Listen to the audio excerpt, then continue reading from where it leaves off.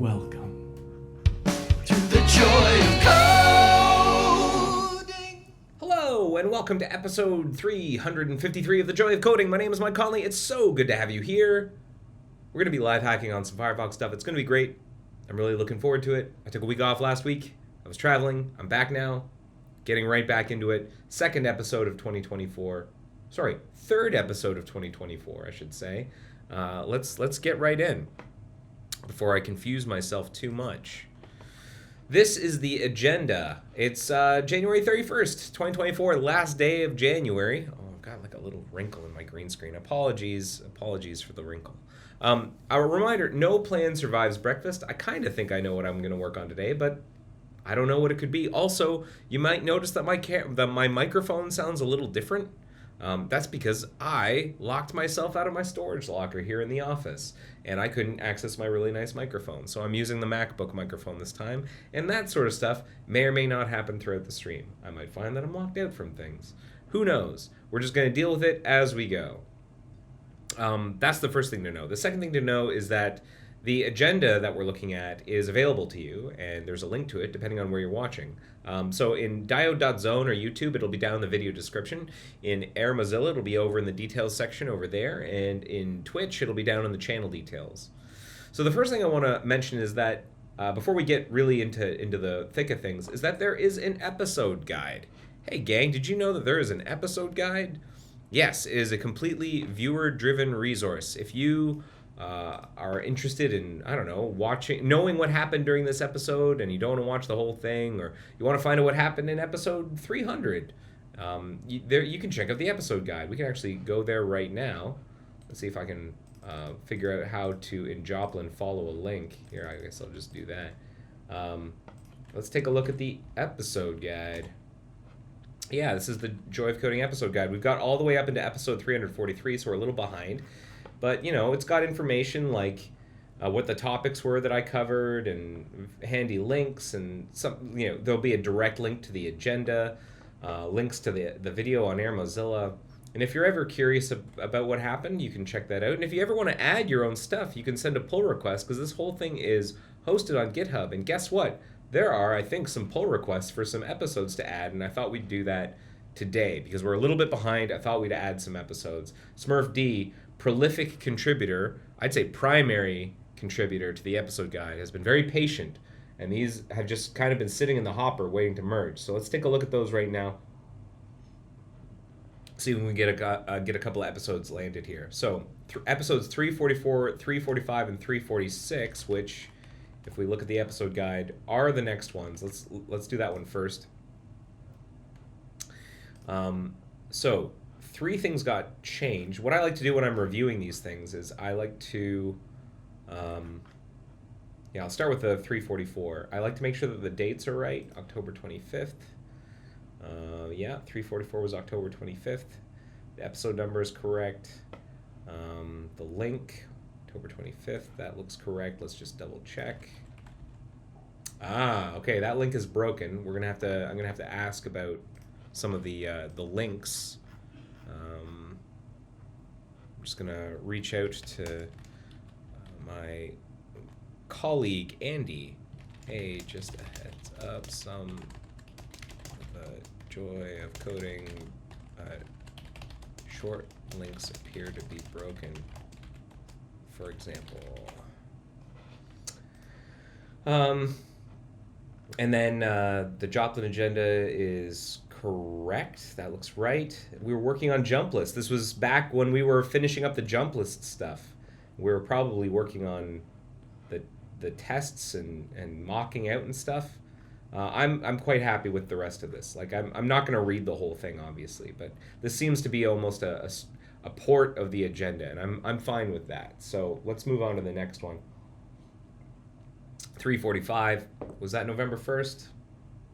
Yes, it was. The dates are correct. I am going to suspect that this link is also broken. Yeah. Andy is going to take a look shortly, he says. So thanks to Andy. 345, that's looking right.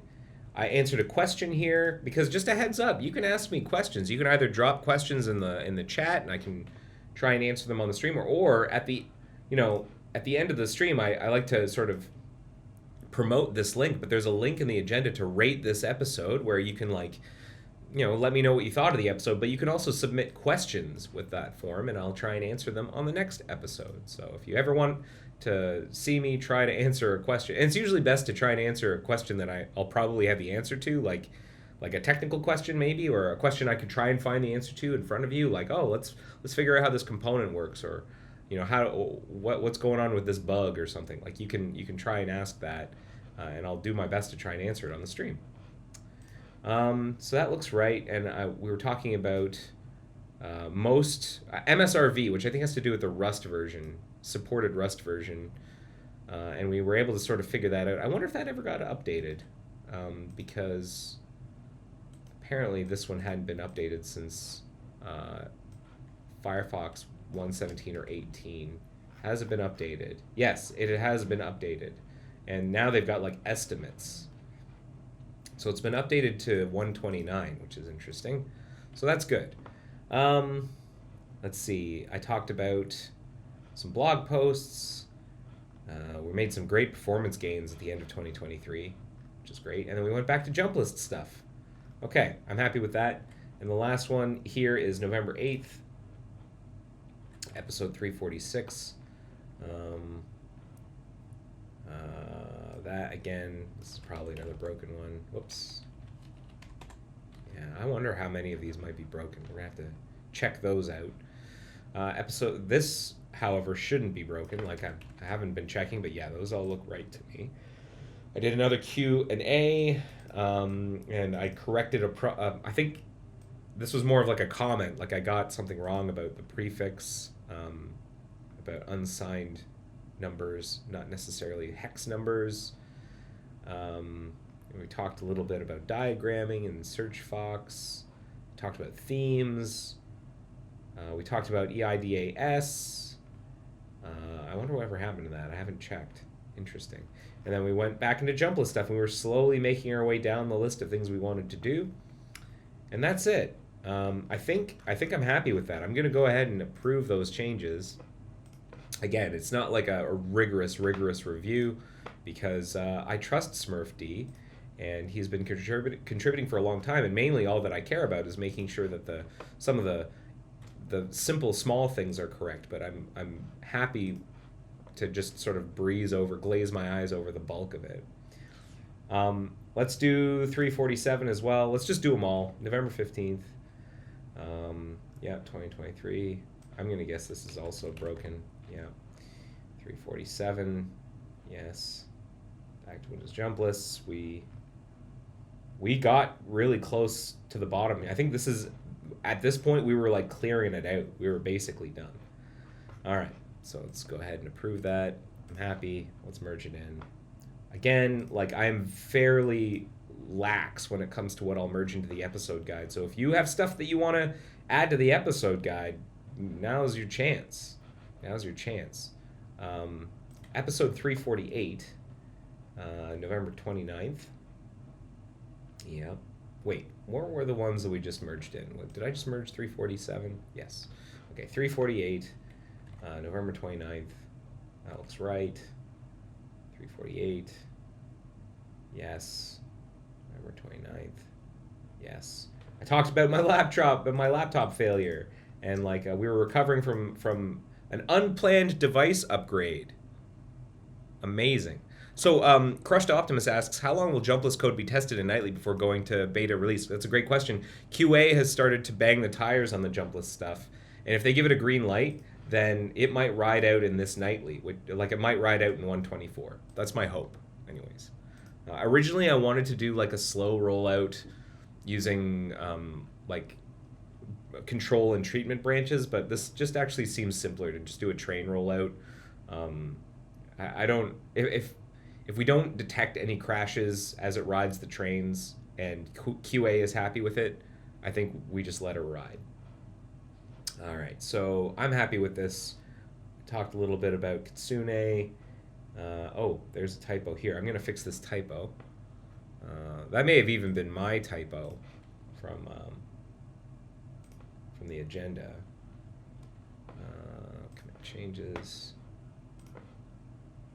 And I'll go ahead and approve. Go ahead and merge that in. Say thanks. I forgot to say thanks for the other two, but just know that I am saying thank you, Smurfty. Thank you very much. Now, one thing I am noticing is, like, we just did 348, and then we skip right to 351. So what? 349 and 350. Those are missing. Are those somehow in here? No, I think we're just not doing them. They're missing episodes.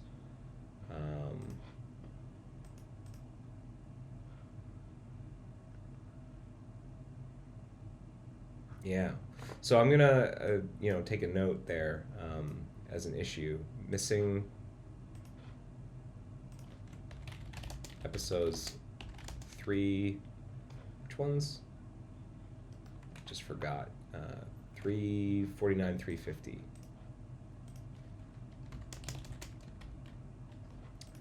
Episode 351 is being added in here.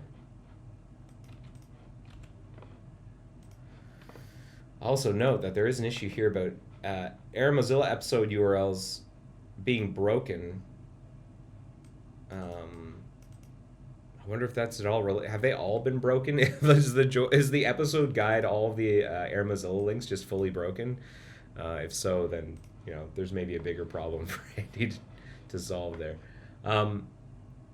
Okay. Oh, here's another thing. I don't know. Have you noticed this? Hey, gang, have you noticed this? Have you noticed my cool new tooltips? Check these out. What do you think of that? Huh? Now, that's not on by default in Nightly, but I'm going to tell you how to turn them on. So this is a thing that, let me mention this. Cool new tooltips in Firefox Nightly. Currently disabled by default while we do behavioral accessibility review and ensure that it's a total improvement over existing tooltips. So the way you turn those on, there's a pref. Unsurprisingly, there's a pref. I think it's called card preview. Yeah, browser tabs card preview enabled. If you set this pref, let me go back to the editor here. If you set to true, no restart required, you should get the cool tooltips. That's one thing to note. The other thing that recently landed, special shout out to my colleague Harshit, I think added this, the new clear recent history dialogue, which is, kind of an aesthetic improvement, but I think also the code is just a lot better on the clearing history dialogue. So this is new, I believe, the way that's been laid out. It doesn't look too different from the old one, but it is different. So, good job, colleague Harshit. So yeah, that's flip that pref and you can get cool tooltips too. So I wanted to go ahead and merge this one in. I think I was happy with this. 351, November 10th. Oh, January 10th, 2024. 351, 10th, 2024. Happy New Year. I talked about disk recovery. We were converting some stuff into ESMs. Oh yeah, we made some progress there. All right. If you're curious about how that went, that landed. The highlights feed has been converted to an ESM, and you can see in our ESMification table here, there's this little bump where we did our ESMification, like we did some improvements, we did some conversion. Now there's still a few JSMs in the new tab code base to convert, and those are waiting on review. I wrote all of those last week, I believe, those patches, and they're sitting here, and they're being reviewed slowly but surely. So, a bunch of them have been reviewed already. There's stuff in here that still needs to be reviewed, but once those all get reviewed and they can land, we're going to see a nice bump in the number of things that have been converted to ESMs, and that's good. Getting rid of the old school JSMs, the sort of Mozilla proprietary JSMs, is good, just good all around. It makes us more webby. It makes it so it's easier for us to use modules from other software systems. Makes our code more reusable across projects and products. And it also means that our JavaScript engineers don't need to worry about a different module loader. So thank goodness for that. Let's get the job done. There's only 50 left in the tree, 50 remaining. And the bug I pointed at earlier is going to take care of, I'd say, like 20 or so of them. And that's going to take a nice big chunk out. I'm really looking forward to getting this number over 90. That'll be a nice milestone. Okay. Now that we've done all of the, thank you. So Andy has fixed one of the short links. He's checking out the others. The episode guide is now more or less up to date up till January 10th. We do have those missing episodes in there that we'll have to worry about another time. This is the thing I wanted to focus on today was this bug. This is not a great bug. This is a not fun bug. So let's read the description. White screen for up to 30 seconds after updating Firefox using the full installer due to the first startup component. So this was filed 2 years ago, and there's been a lot of discussion here. And I'm not going to read through the whole bug, but I'm going to describe the overall idea here. And in fact, maybe what I'll do is I'm going to create a note for this bug. So as I'm describing it, we'll write it down. So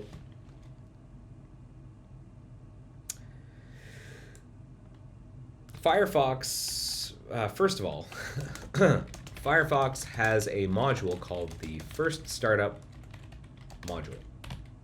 The First Startup module is invoked if Firefox is launched with First Startup on the command line.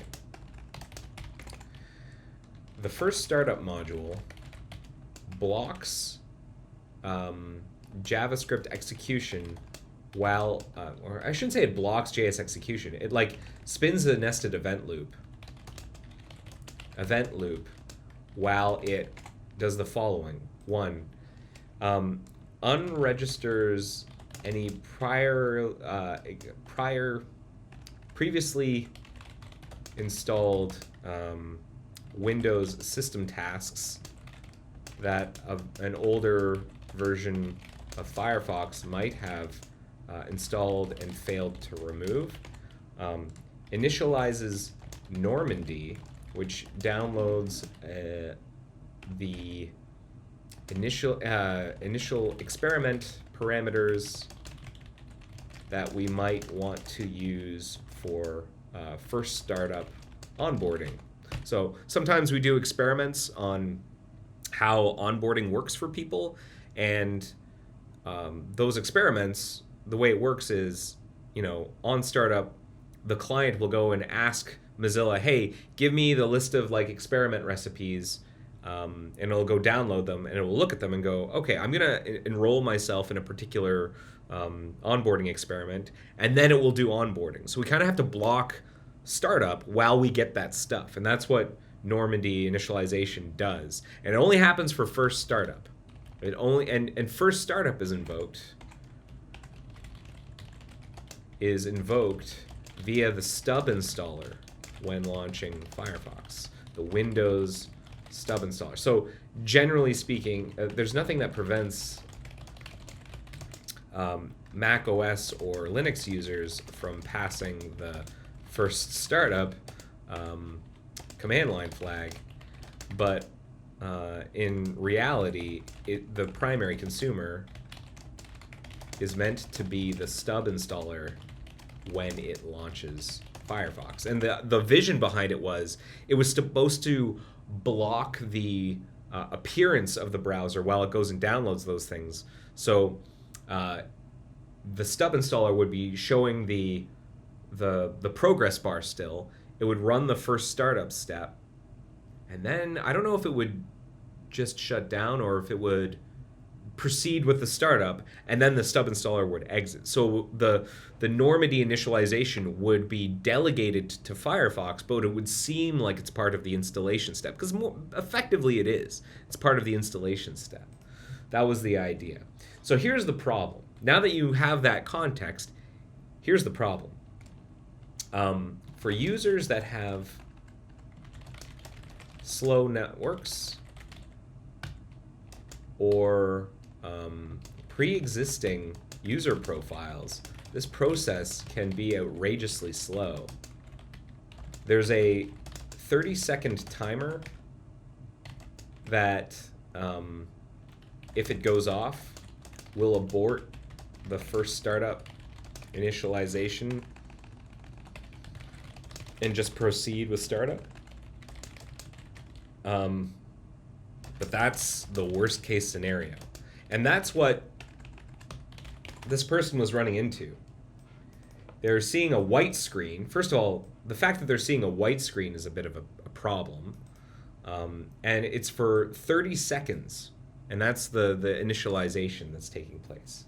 And that's because they were updating Firefox using the full installer rather than using, like, you know, the normal update flow of the browser. So I had written a patch for this.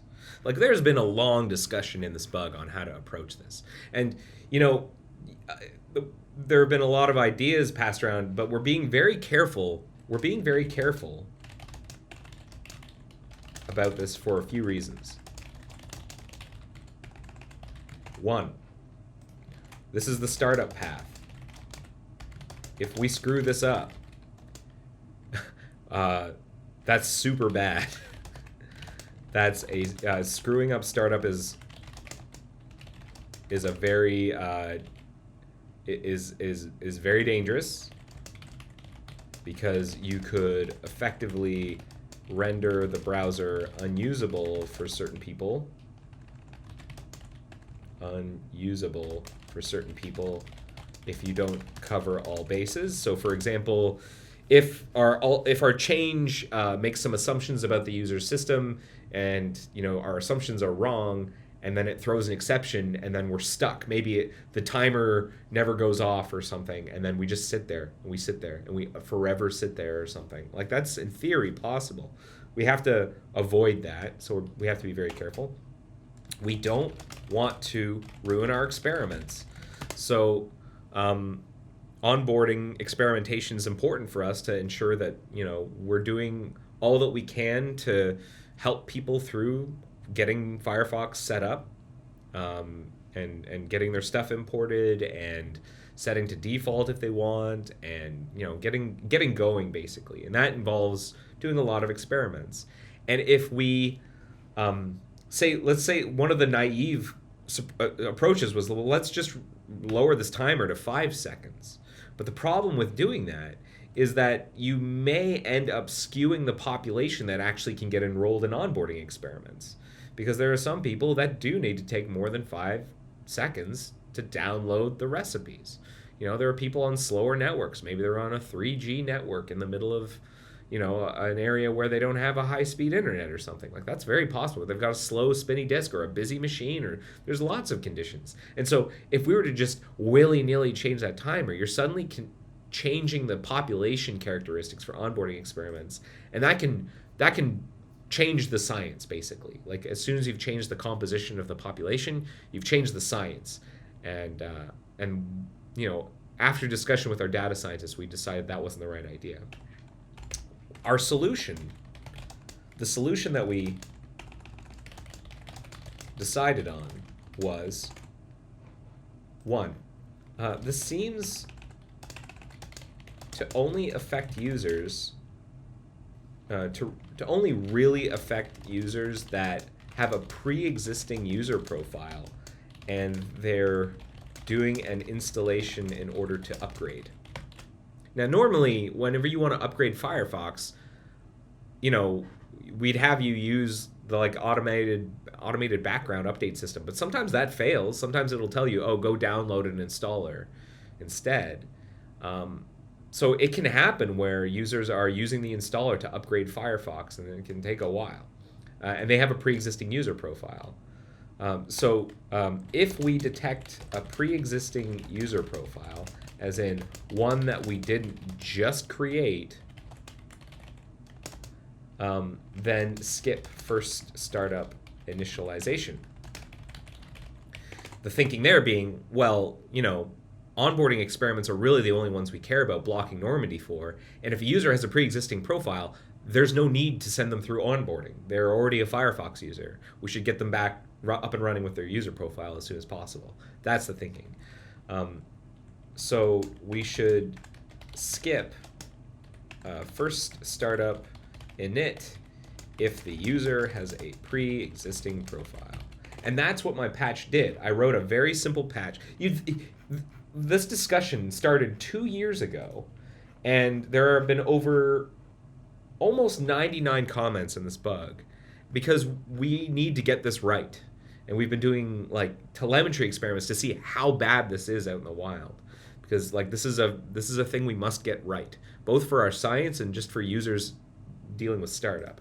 But the solution we came up with was like a 3-liner, which was basically if in the startup, this component, browser content handler, is the one that deals with many of the command line flags, the Firefox specific command line flags. If we see the first startup command line flag, check to see whether or not we've created a brand new profile. And if so, do the first startup init. Otherwise, just skip past. And that was great, except that landed yesterday. I think that landed yesterday. My colleague Shane noticed, hey, hold on. How do we test for startup if it ignores the flag? How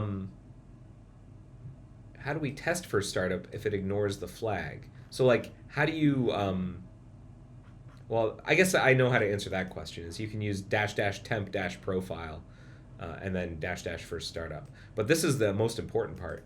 I'm not sure if this works predictably because need homepage override, which is this method here that I'm calling to figure out whether or not we created a new profile, has side effects. Namely, it sets certain prefs. The first time it's executed, which is in here, there is no saved milestone, so it returns override new profile. Let's actually take a look at the source code. So this is some old code. You can tell because the stuff in here starts with var.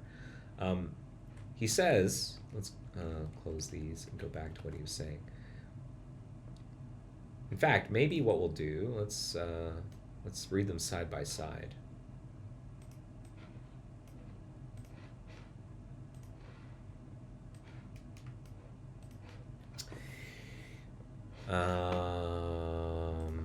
Let me just make sure everything's going okay in the chat. Okay. The first time it's executed, which is on handle, there is no saved milestone. So that's this pref. So there's a caching that takes place. It's first of all, we get things, and then in the event that we determine what the milestone is,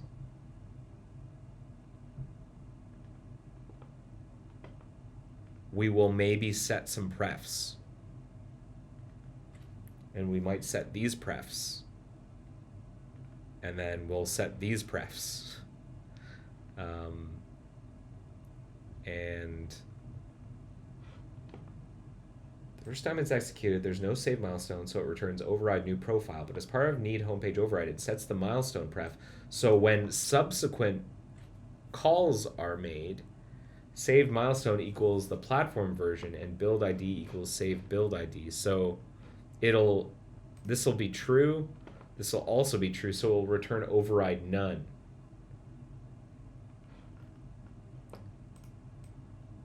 And then the end result being whenever you test the difference with startup homepage welcome URL equals about welcome, with the patch, it opens the new tab page rather than about welcome. Without the patch, it opens about welcome. Okay. Hawkers asks, what if someone runs Firefox Profile Manager and creates a new profile? Is this a first startup, even if there are other profiles? No. No. The only time first startup is invoked is via, it should be only invoked via the installer, via the stub installer. The Profile Manager won't use the first startup step. It's just the installers that are supposed to do it. Like, you could invoke it yourself on the command line if you wanted to, but the idea is that if we're running first startup, it's because this is a brand new user profile that's been created on a machine after a fresh install. That's the idea.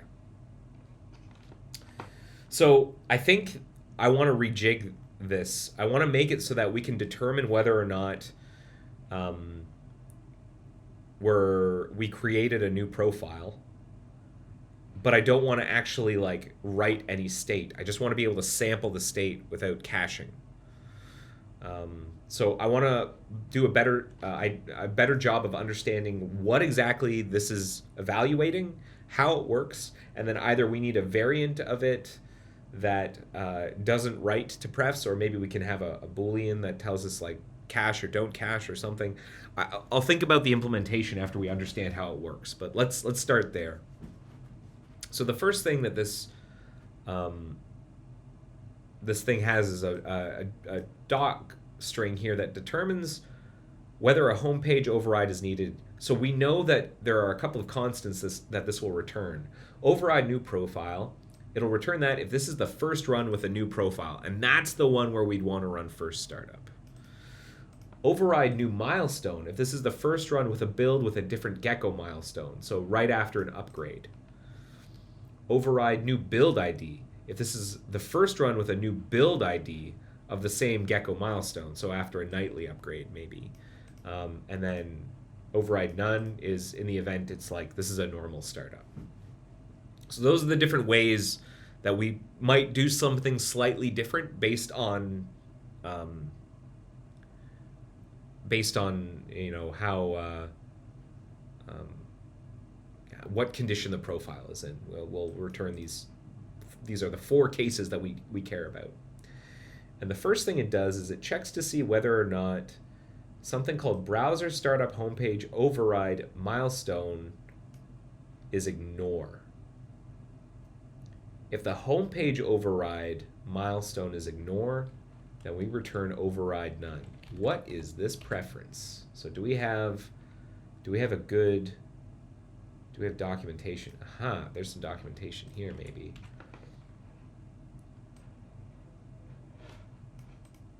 Override milestone.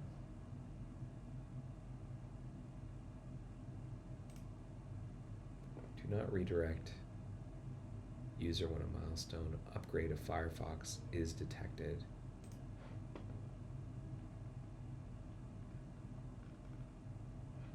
What is the default value? It doesn't look like there necessarily is one. It's probably undefined.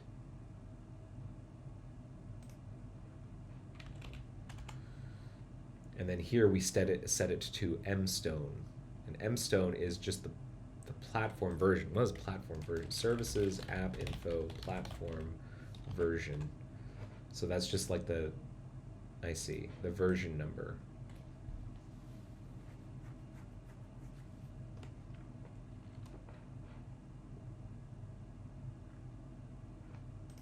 So at some point, we might decide to set that to ignore.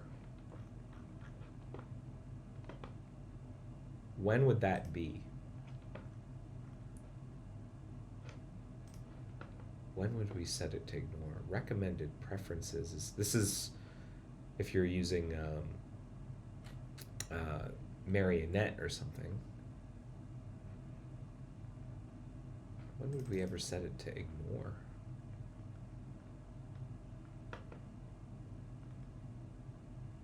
These are all just tests. Maybe it's only in automation where we do that.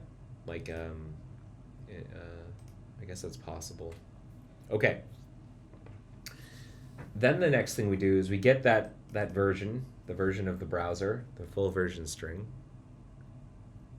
Recommended preferences suggests ignore is the default.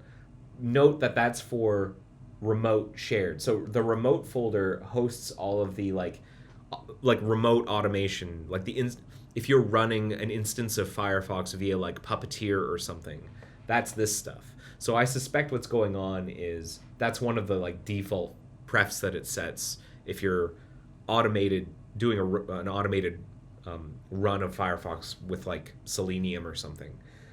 So that's not a case that, I mean, that's obviously a case that we care about here, but I don't think it helps our particular case necessarily.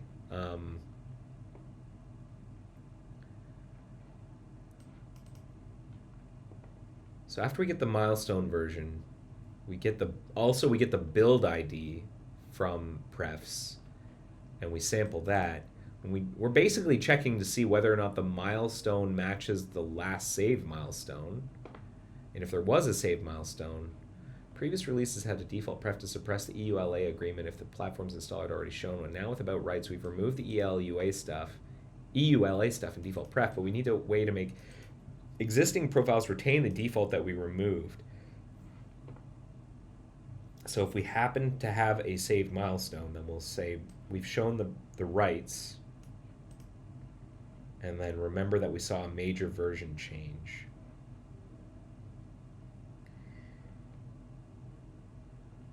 And then we say if there is a saved milestone, return new milestone. So the only reason we'd ever override new profile is if the milestone, oh, I see. So if this is undefined, that is what we're using to say, hey, this profile must be brand new because this milestone value has not been set.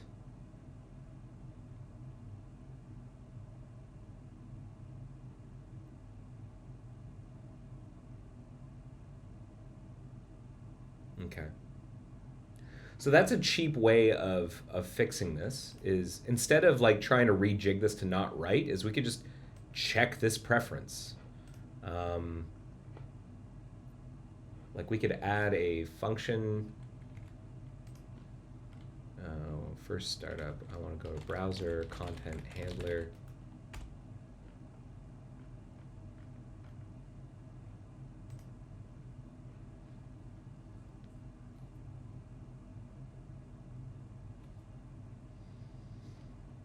First run profile.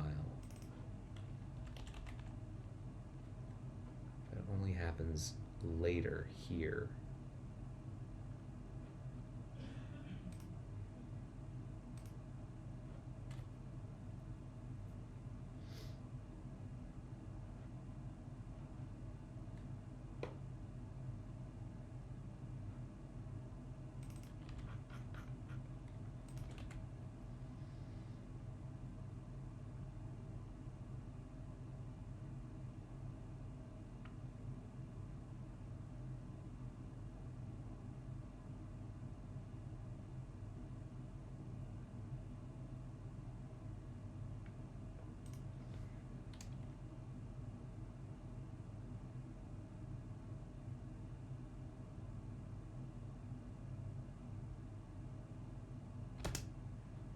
I think I am actually going to just add an argument to this.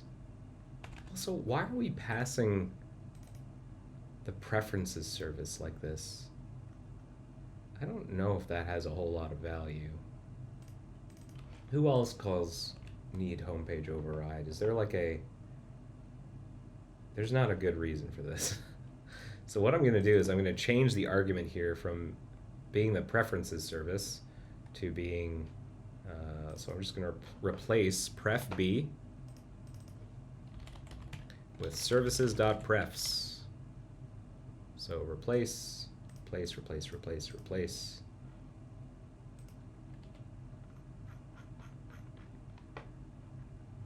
And then instead of taking that as the argument, I'm going to say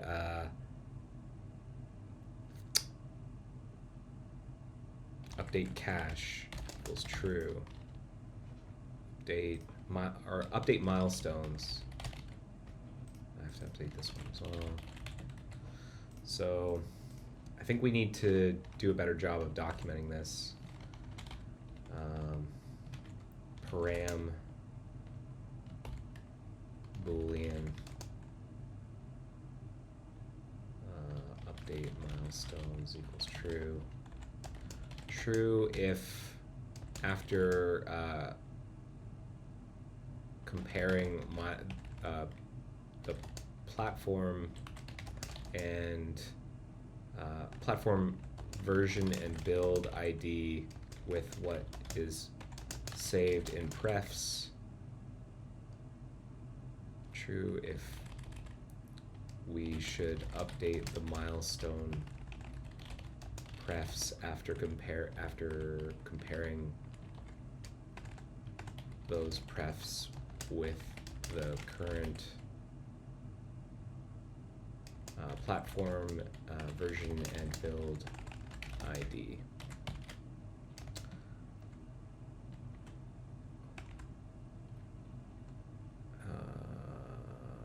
And then returns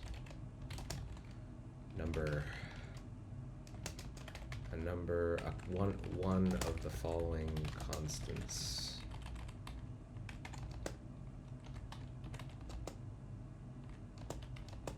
Oh.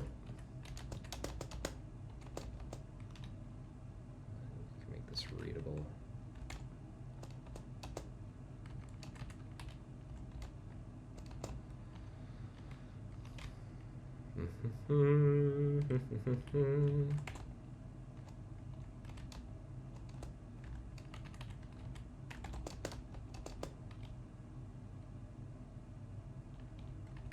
So in the end, I think this was just a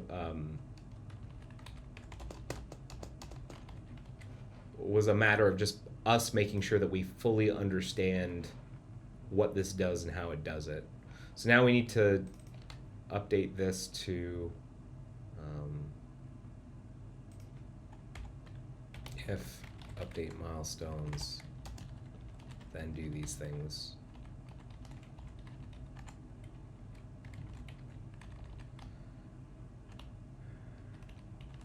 If update milestones,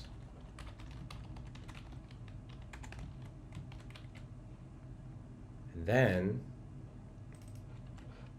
we can go back. Where did I lose track of the bug already?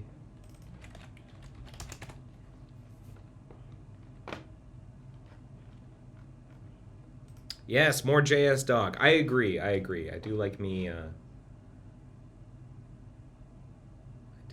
some JS doc. So what I'm gonna actually do is I'm gonna shelve this change. I think it's the only change I've got on the tree right now. I'm gonna shelve. Then I'm gonna apply this.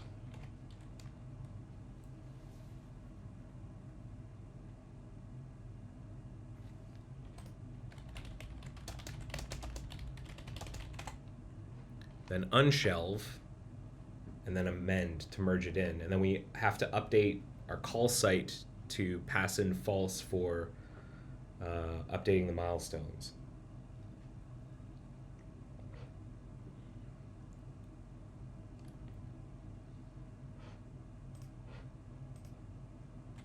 Okay.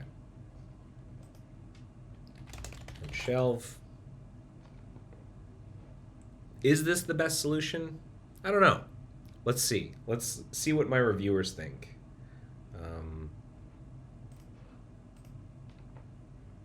I think I at least prefer having the logic centralized. I'm hoping that by adding the JS doc, we make it clear, you know, if people were to eventually add to this, they would know to check update milestones for writing. Maybe I'll make that even more emphatic here. If update milestones is false, then this function has no side effects. Okay, so let's find our override. instead of passing prefs, we're going to just say override false. Update milestones. And then we don't want subsequent calls to need homepage override to have different values,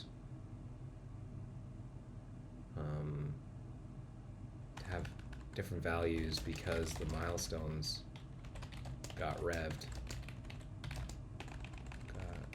The milestones and prefs got updated, so we intentionally tell need homepage override to leave the milestone prefs alone when doing this check. And then all the other places where we call need homepage override,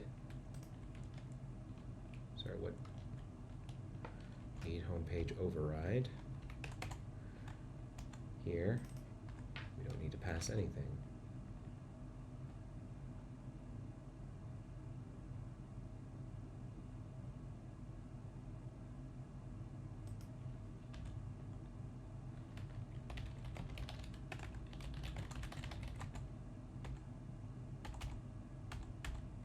Okay.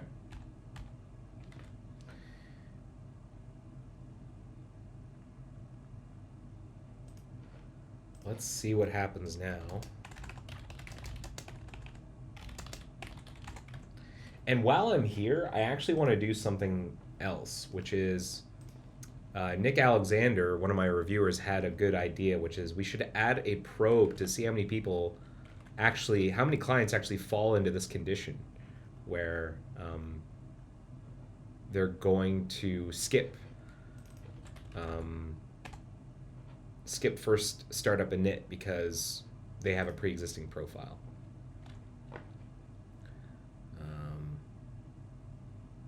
Yeah, so maybe we can do that in this patch as well. I think that'd be a good idea. This bug is such a mess because some of the other patches in here are related to investigations. Like there's a data collection request in here. It's a real pain. So maybe maybe it does make sense to actually have it still be in this other bug, but maybe we can work on that after we're done this patch. Okay, so what I'm going to do is I'm going to say mock run, and I'm going to add some logging. I'm going to say dump running first startup.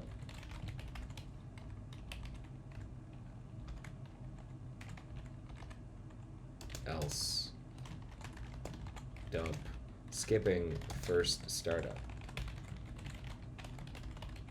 Okay, run, and I'm going to say dash dash first startup. What useful information will this probe give? The idea, just how many people are actually affected by this? How many people did we divert from having to run first startup init? Was it just 3 people? Was it hundreds of thousands of clients? Has this been a bigger problem? So skipping first startup, that's the correct idea. And now if I go temp profile, running first startup, here we go. Okay. Let's do it again. Now what were the what was the steps to reproduce for the thing that Aminomancer found?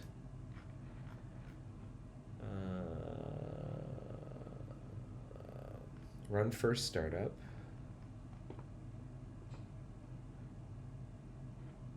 Startup homepage URL equals about welcome. If I set that pref, can I just set prefs from mock run? Yes, I can. Okay. Set pref, and I think I can just do this.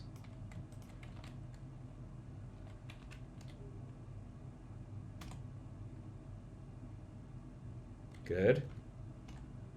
And now if I say not a temp profile, pre-existing profile,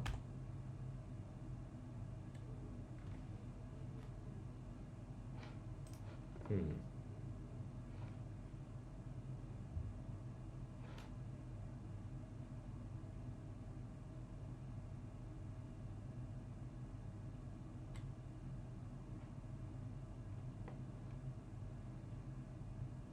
Save milestone.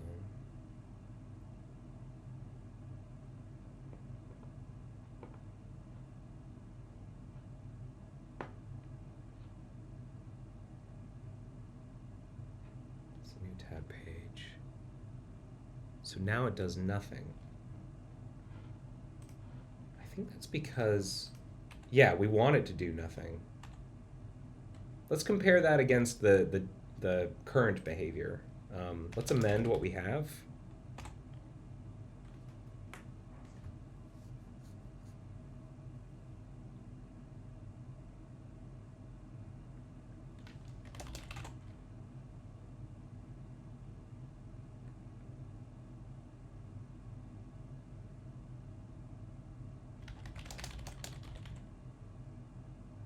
I think I also have to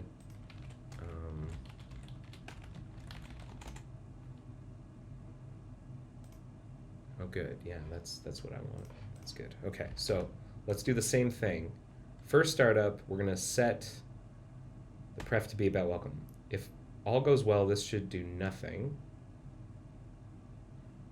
Yeah, new tab. And then if I say temp profile, but welcome, very good. And now if I apply the original patch, let's apply the original patch again. I just want to see the issue that Aminomancer was talking about.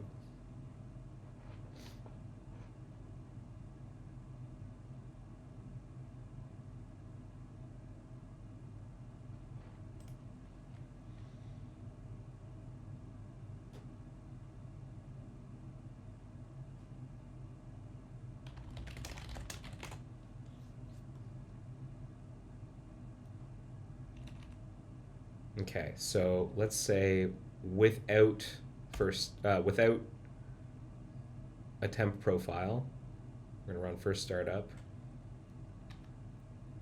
Okay, that actually, this is the one. Yeah, okay, so this is the bug that we just fixed. That one we would have expected to show about welcome and it didn't. Okay. Okay, so I feel good about that. So let's see what we've got.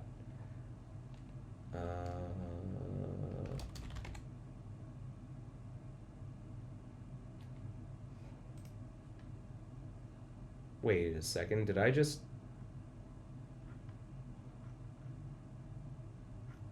Which one did I just prune?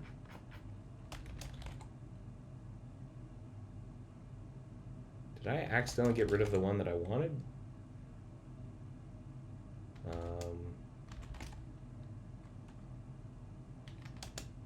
Log graph hidden. Whoop. May have gotten rid of the one I care about. Amended using amend as such and such.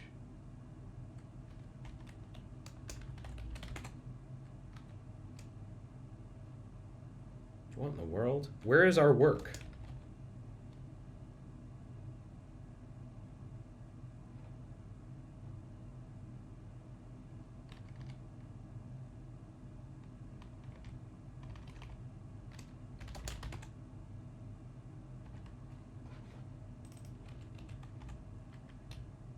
Pruned.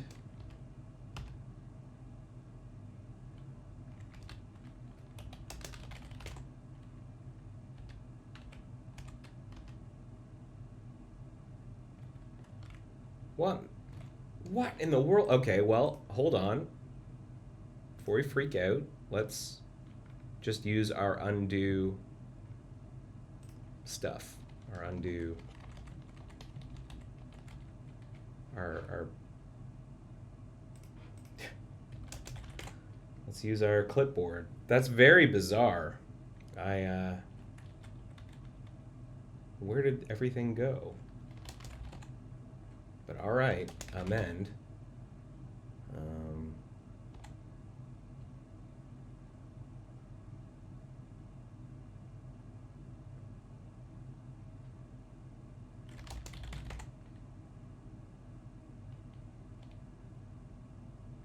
Let's look. So we updated the documentation. I'm happy with that. We changed the argument to be services, to just use services perhaps directly. We added an update milestones argument. Right. Okay. Feel good about that.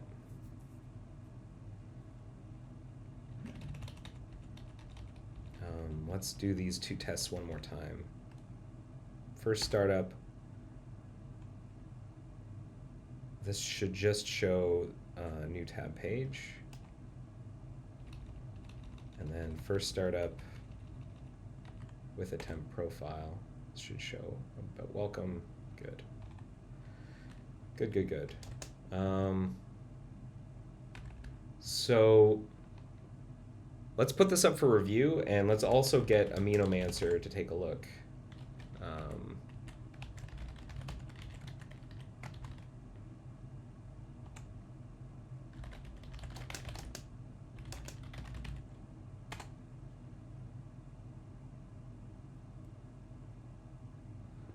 I want to think about testing. I did HT amend and HT pre. Here's what I think happened, is I think I used MozFab on the same revision that I had already amended. I think MozFab ended up being super clever and blew away my local version of the patch because it found a copy of it already. Like I think I got hosed by MozFab a little bit. All right, let's take a look at what I just posted.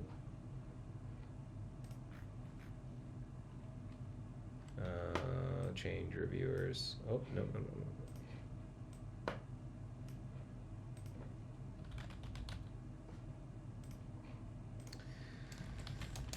Thanks for checking in on this, Aminomancer. My solution was to make need homepage override only update the milestone prefs. Was to opt out of having need homepage override update the milestone prefs when doing the first startup check. This appears to fix the issue you identified for me. Does it fix? Look okay? Okay.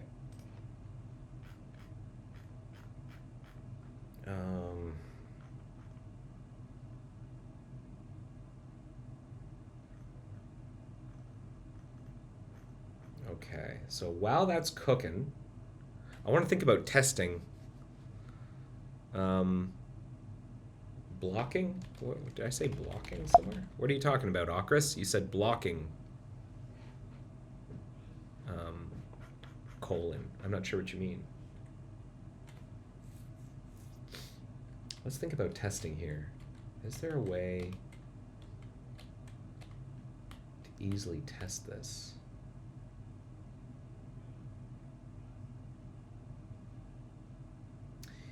You know, we do have a UI tests that we could potentially use.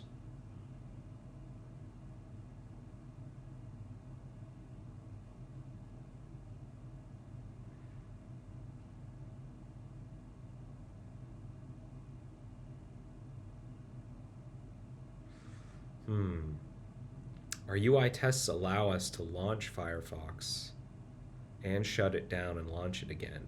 The tests are written in Python, but you can also inject script. It's rather fancy. There's some UI tests. Yeah. I think we've got one, for example, in Session Store. If we look at the Session Restore folder, Action Store under test. There's a folder called Marionette, the Marionette tests.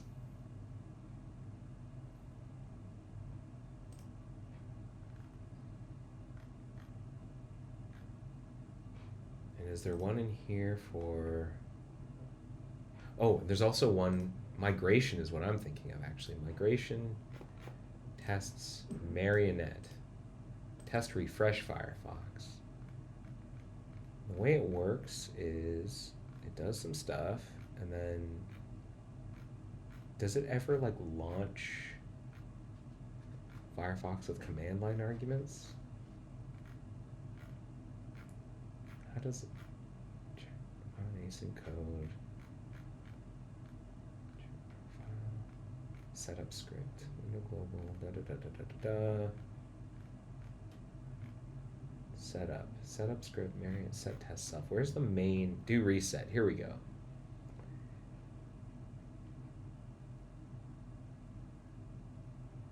Oh, I see. Reset profile, restart.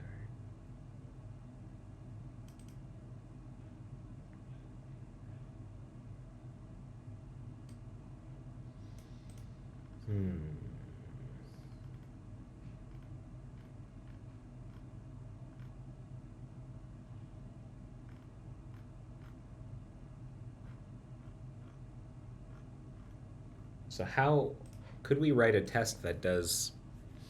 When you added amino answer, it said blocking. Does it mean the bug is blocked on their action? Oh, I see. So what it meant is that in Fabricator, you can request review from multiple people. And by default, those are non-blocking reviewers, meaning only one person needs to review. In that set of people, one needs to give approval before the patch is accepted as reviewed. When someone is a blocking reviewer, that means that person must accept in order for the patch to be considered reviewed. That's the distinction there.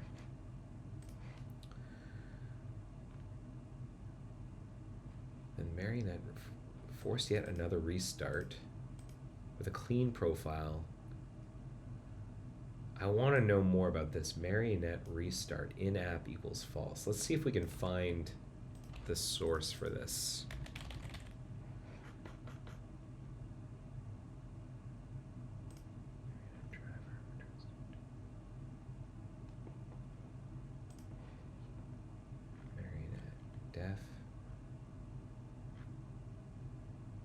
Marionette driver. Quit. Restart. Is there a def restart in here? Yeah. Using the same profile, but it can also be forced to terminate the currently running instance and spawn a new instance with the same or a different profile. Good, good. Clean callback. A new profile will be used after the restart. Note that the in-app initiated restart always maintains the same profile. Clean. Okay, that's good.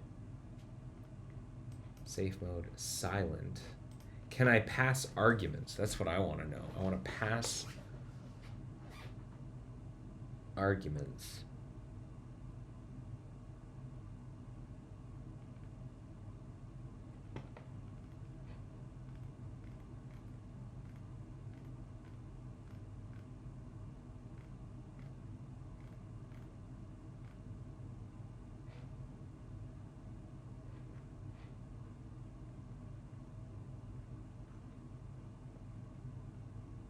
Flags, e-restart, flag, restart DLSF, request in-app shutdown.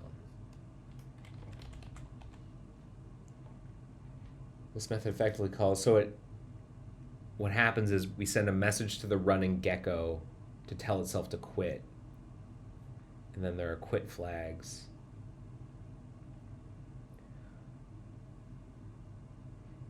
Optional flag to indicate this application has to be restarted in safe mode. My guess is it's going to do that with an environment variable. Body, safe mode, Marionette quit. Let's see how that works. Quit. Browser.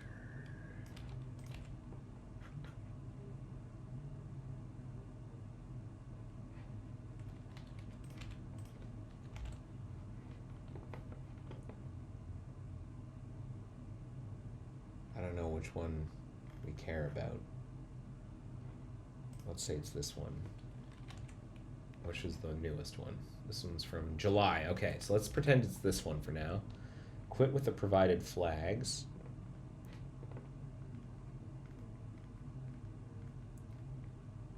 So this is setting flags when we tell. I see. That's what's being passed to quit. But if we're in safe mode, it'll be restart in safe mode. I think both of these are going to result.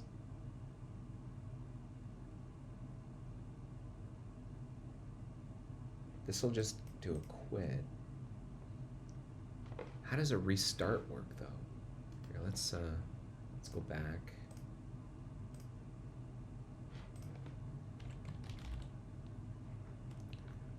Request in-app shutdown.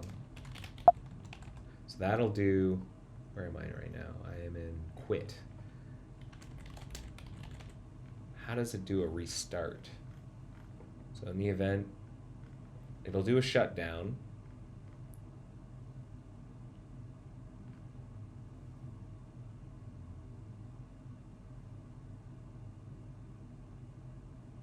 Oh, it's passing restart. It's going to say, hey, start up again. Okay. So I don't think there's necessarily a way I can...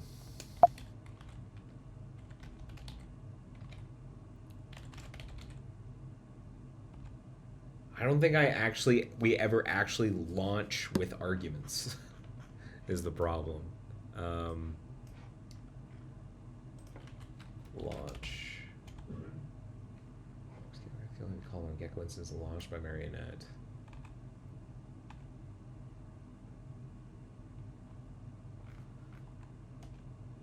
Like where is the process launching? Force Gecko press, do process true.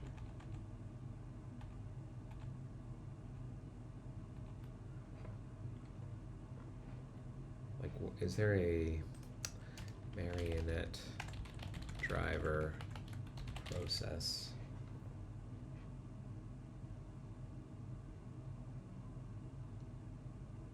Gecko instance.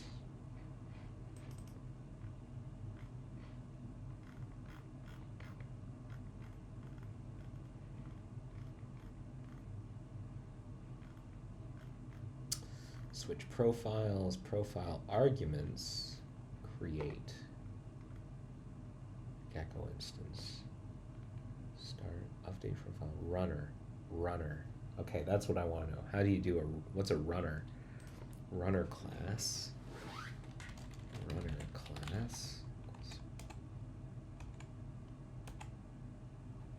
It might just be runner, and runner is from Moz Runner. Runner. What do we know about Moz Runner?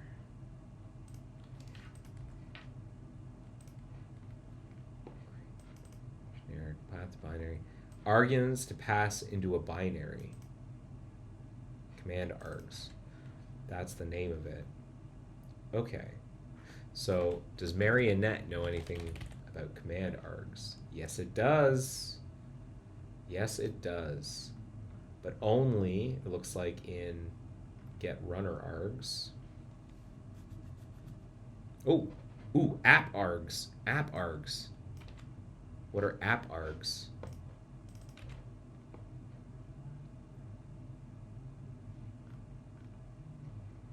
Aha.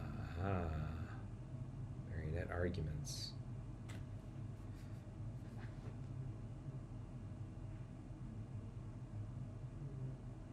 Session store test case.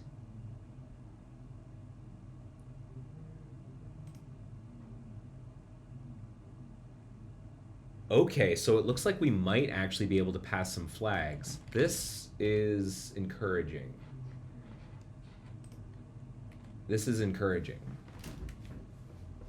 Okay. Okay, let's put together a plan here. So the testing plan is, what are the things we want to test? One,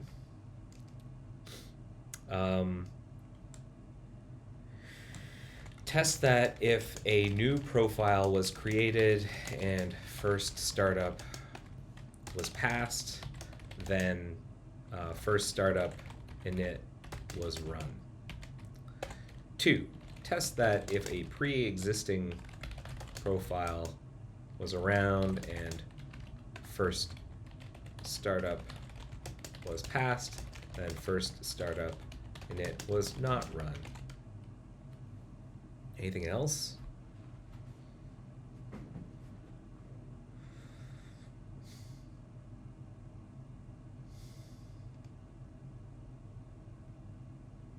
I think that's it. How do we check whether or not in a marionette test if first startup init was run? So first startup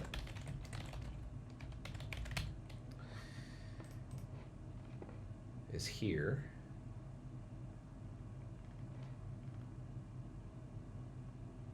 And there's a state on it. And there's a state accessor on it. And if first startup was never run, it will be in state 0. Got it. Answer. First startup exposes a state getter if state is not started, then it never ran. If state is success is, then it ran. If it's one of the other values, something has gone wrong with one of our assumptions. Okay, what I'd like to do in the next 15 minutes is see if we can set up a test that does this. And I'm actually going to mention that in here. I'm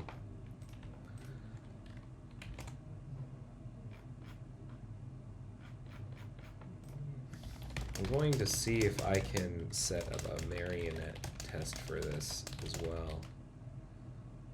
Since I think I've figured out how to pass arguments to a launched Firefox in that test framework. Okay.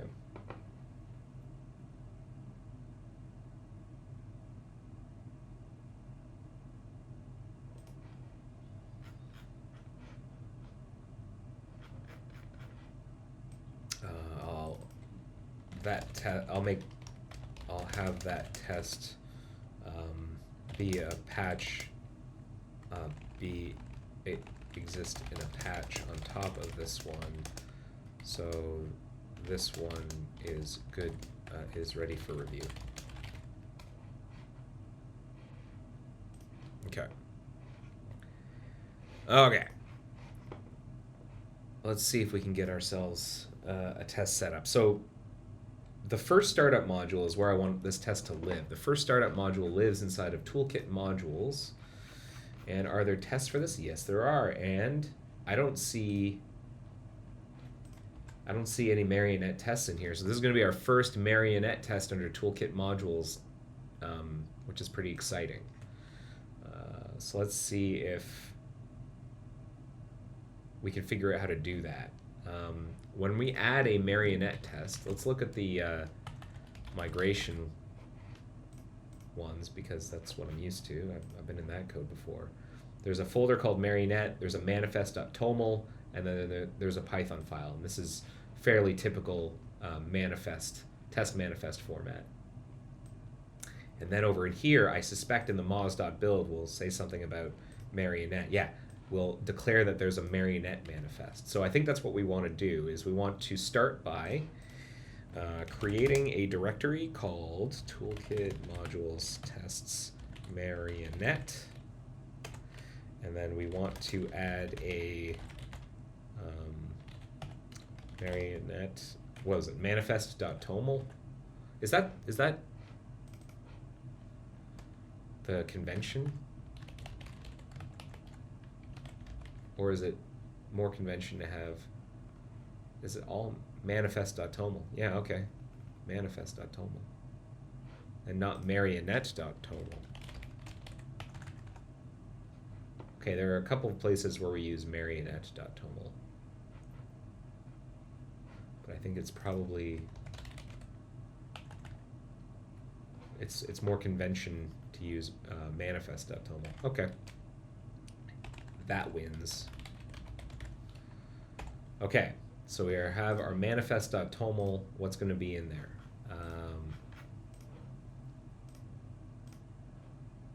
We'll say only run if we're Firefox, if the app is the browser, and then we're going to add the name of a test. We're going to call test first startup .py. And what's this complaining about?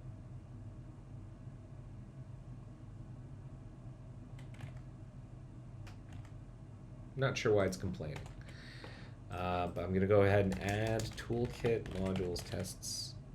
Oh, that's in the wrong place. I'm going to move it. Toolkit move toolkit modules tests manifest.toml. It should be in the toolkit modules tests marionette folder. Oh, of course, because it wasn't tracked yet. So we'll go ahead and close that. And we'll add toolkit modules tests marionette manifest.toml. And then we actually have to create a test. So code toolkit. Actually, what we can do, I wonder if this will work. Toolkit modules test marionette manifest. I'm going to get rid of this, so there will be no tests in there. And I'm going to also add to toolkit modules moz.build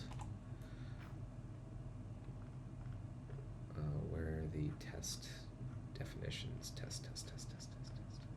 Here we go. We're going to add marionette in here.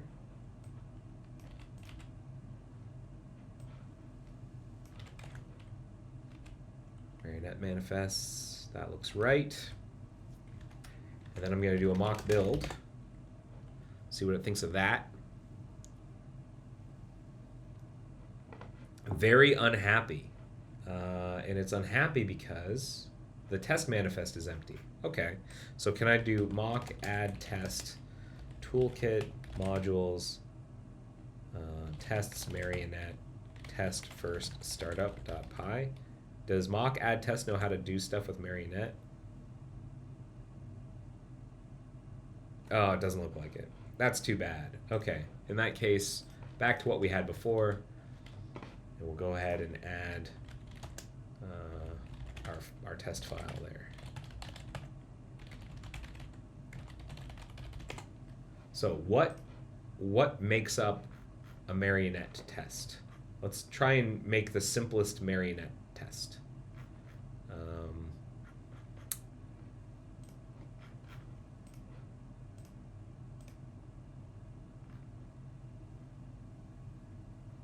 So you import presumably marionette test case, and then you subclass it. And is there any documentation? Let's find some.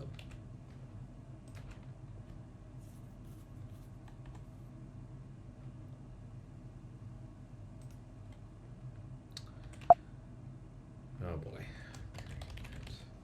Marionette.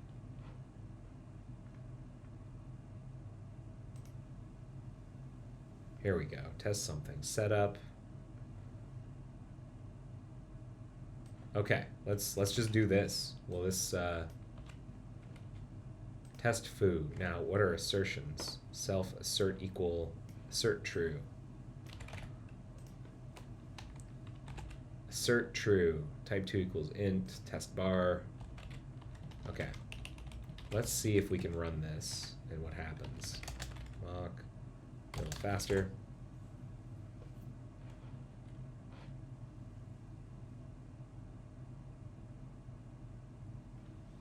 Mock test, or I think I have to do marionette test. Is that right?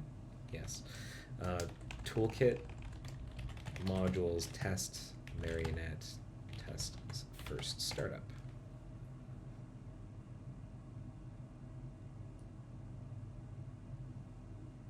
Good.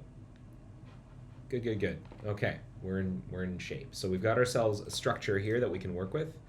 So we're going to call this test first startup, and then maybe we can describe what it does. What are the conventions here for documentation?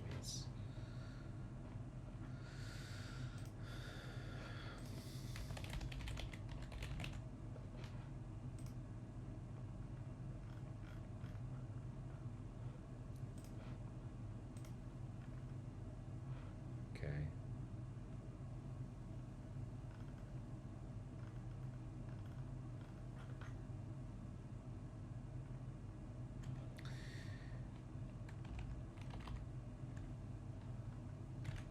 I don't know if we need to do any setup or teardown just yet. All right, let's take a look at the things that we wanted to test. Test if a new profile was created and first startup was passed, then first startup init was run. Okay, test new profile. That's going to be our first test. Let's put in some documentation. Test launching with first startup when a new profile was created. Launches the browser with first startup on a freshly created profile. And then ensures that first startup.init did not run. Ran successfully. Okay. And then over here, we'll say test existing profile when an existing profile with a pre-existing profile launches on a profile that has been run before, ensures that first startup init was never run. Okay. We're in good shape. So I've got like 4 minutes. Let's see if we can at least do this first one. New profile is created. What did we have an example of? Restarted. There's like a Marionette thing here. Simulate OS shutdown.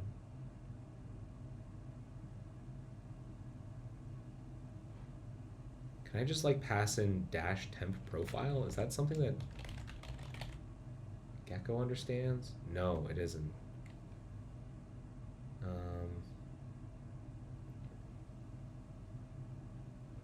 Simulate OS shutdown. I don't want to do that.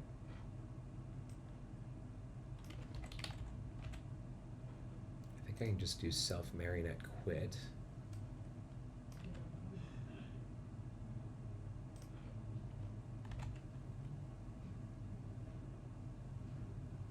And I need a new profile. How do I make it so that it runs with a new profile? That's something that the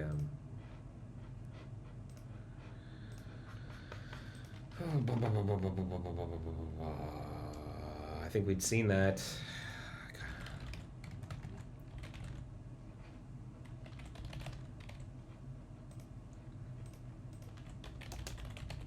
Determine new profile path. We're going to launch with a new profile.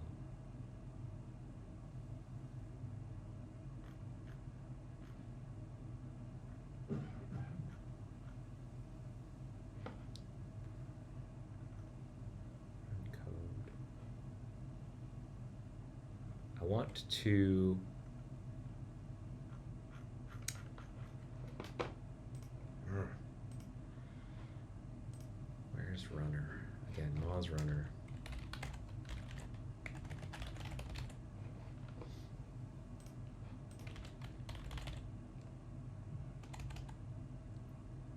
profile object, profile path.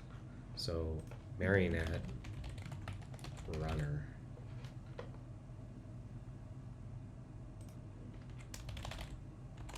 It's profile. Profile equals none. Don't use the profile property because subclasses could add further preferences and data which would not be included in the new profile. So it's going to create a new profile.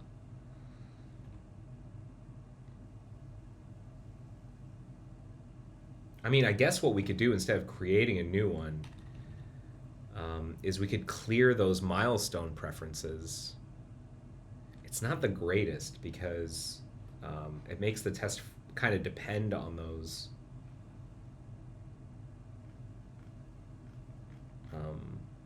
Switch the profile, optionally clone it, update profile. Is there like a create profile? Create new. Otherwise create a new profile. Update profile. Who calls you? Switch profile. Switch the profile by using it. Compared to actual, this method, yeah, allows switch the profile by giving control over the profile name is using it. It also allows, always creates a new blank profile or as a clone. Okay, so that's what I want. Switch profile. How does that work? Switch profile.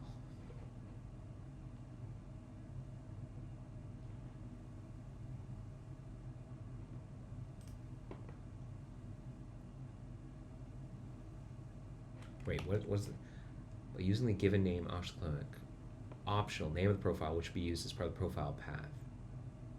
If it's not supplied, what happens? Profile name is profile name. Date profile. If profile name is none.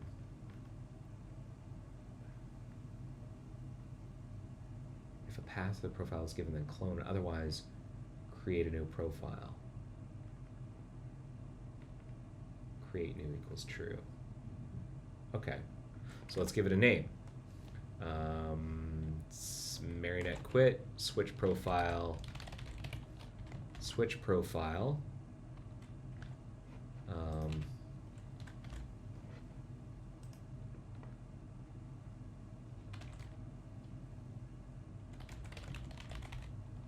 How do I, and then start the session.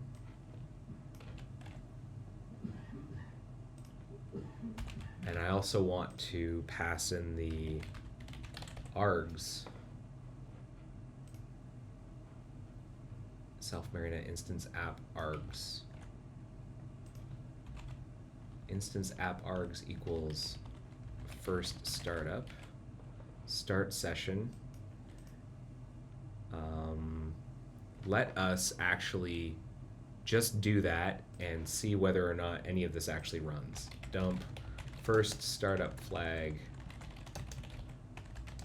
was passed. Hooray. Okay, let's see what happens if I just do that.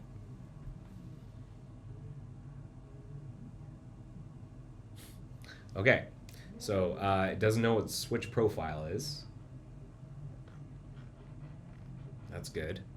So let's see how it's supposed to be used. Instance. Instance dot switch profile. Am I supposed to do that before I quit? Setup. Yeah. Okay. Do it after I quit. So I quit. Okay. And was first startup passed? Application by first startup was passed. I don't see the output, the logging output, but I'm gonna suspect that it actually, like, it suppresses the output. Yeah, I don't see any of the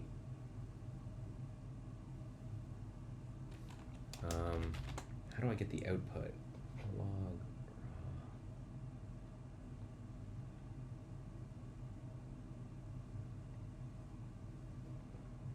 Verbose increase debug messages. Yeah, -v.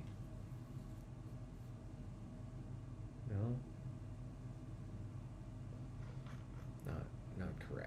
Okay, v verbose, tests, binary, profile set, preferences, out and repeat, run till failure, shuffle, total chunks, gecko, logged.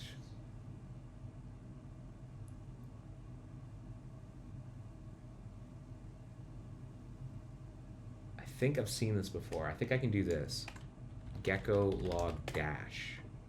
Yeah, there we go. Here. Yeah, we see it was passed. Hooray! Okay, good. Good. So, we are doing the right stuff.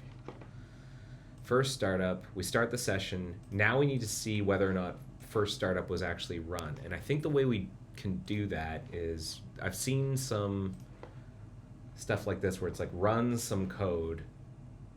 We don't even need to run async code, self-run code. We're going to do stuff like this.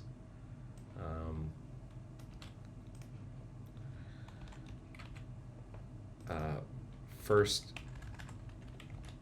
startup ran equals run code. We're going to load first startup.jsm. Can I run code?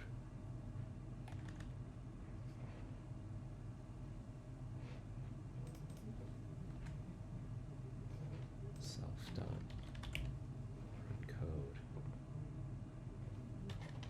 That's, oh, I see. Execute script, that's what I want. Marionette execute script.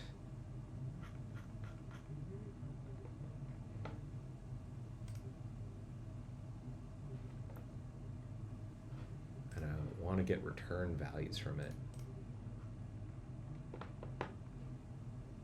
Return, so whatever return, okay, I see.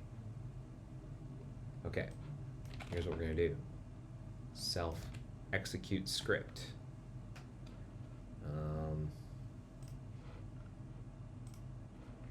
I want to see a nice big block. Yeah, something like that. So we're going to say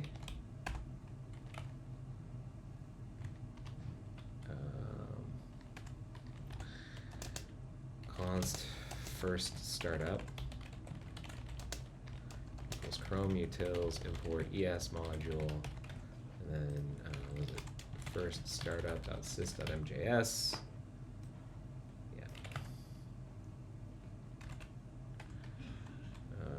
And then return first startup dot state equals success.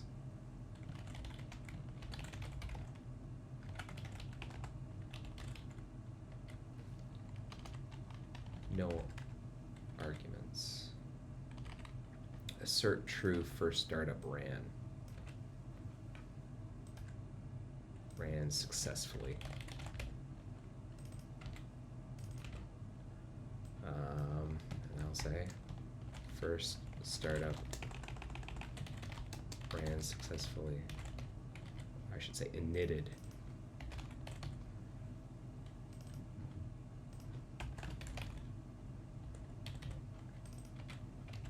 All right. Whoop.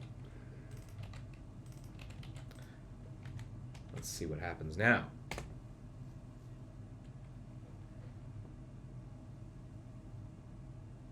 Doesn't like it because permission denied to access property.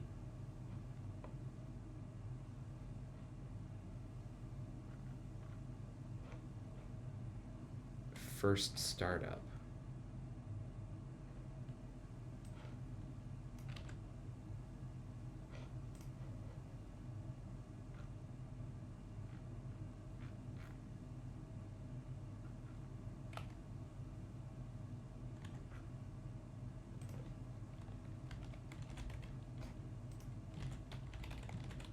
Let's try it in our console here.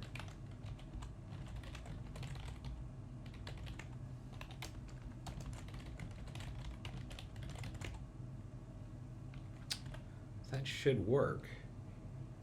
Const for start Chrome utils import ES module. Why is it complaining? Permission denied to access property first startup.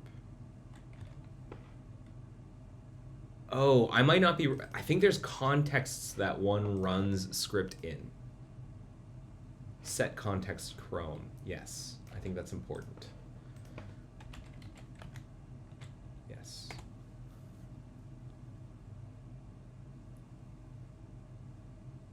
Still not a fan. False is not true. First startup did not init successfully. Okay, so let's see what's going on now. Dump saw first startup flag.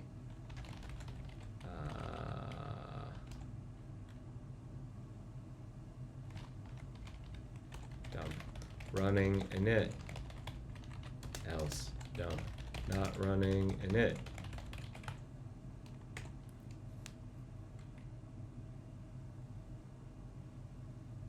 Not running init. Okay, why not?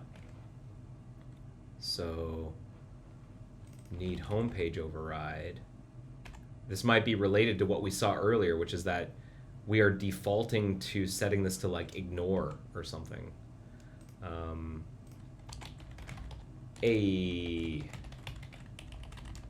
Ignoring. If that's true, that would explain it. Ignoring. That's what's going on. So we need to find a way of overriding this ignore value. Okay, intentionally doing that. How do we intentionally override it?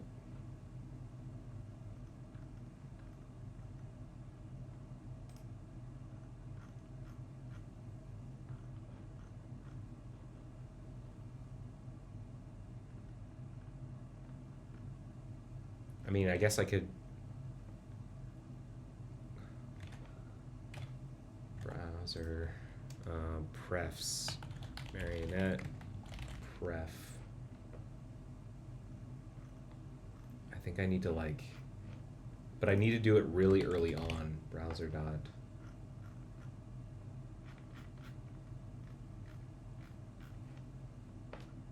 Maybe something like in here. Required prefs.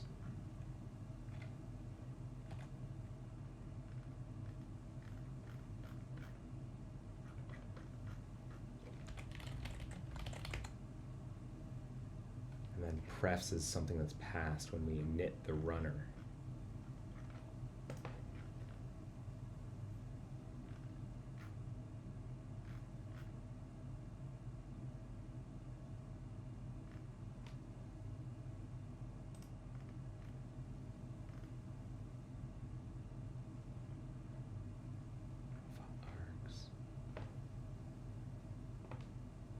Args preferences update. Is that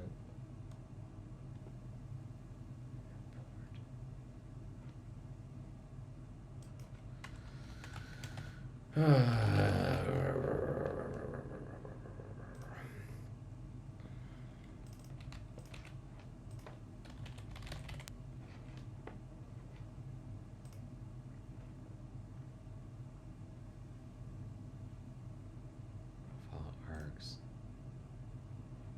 So maybe I can do something like this.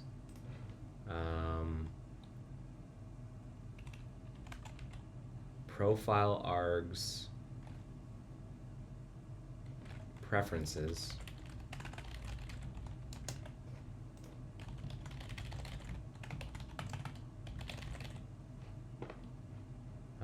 And then we can set a particular preference. In this case, we're gonna set this one to that. Does that work?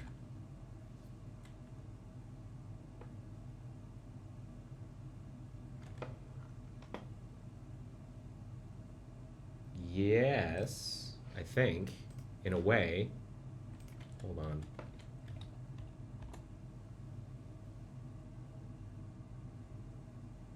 No, I'm wrong. It did not work.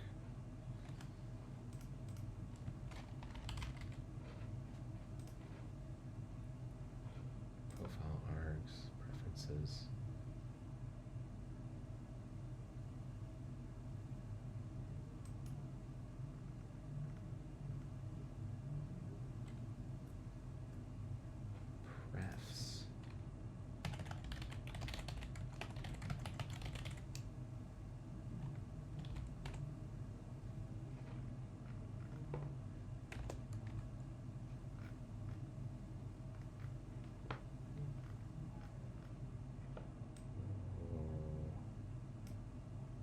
This is handy. Maybe. Set prefs, self prefs. Here we go.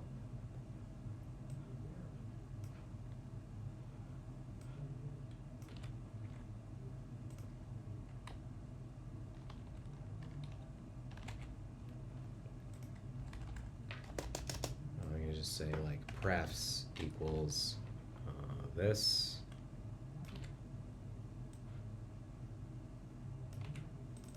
That. And then after that, I'm gonna end this stream because I'm way over time here. Set prefs. We'll get rid of this. Let's just see if this works. This would be very happy making. Hates it. Please start a session.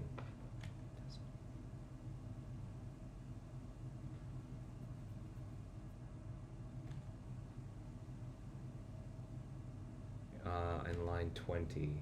Setting oh. Yeah.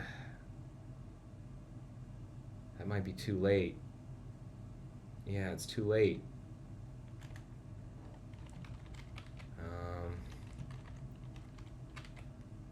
First startup. How do I avoid start session?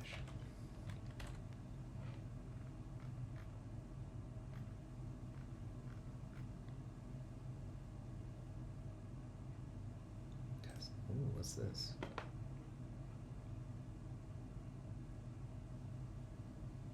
What is preserves requested? No. Enforce prefs. What does that mean?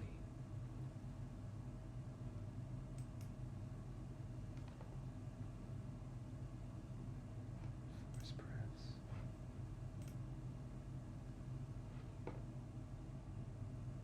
It's too late. It's too late to do it here. I have to do it right whenever we create a profile. All right, I'm gonna have to end the stream here, but that's where I'm thinking.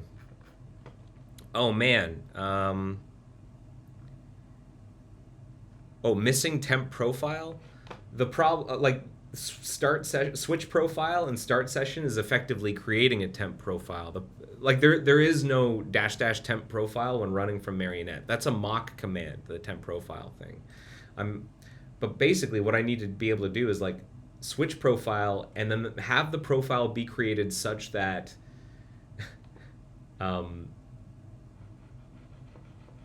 it doesn't have this override thing set. Like what happens? Let me just do this for a second here. Would this pass?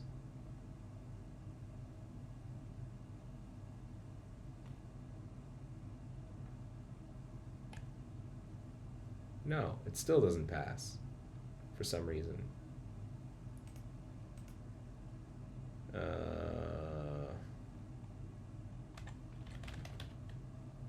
Saved mstone. Okay, and then I'm honestly ending it. We're done. Thank you so much for watching. Oh, see, it's still ignore. Not running init. Saved mstone. Ignore. Then I'm gonna clear it.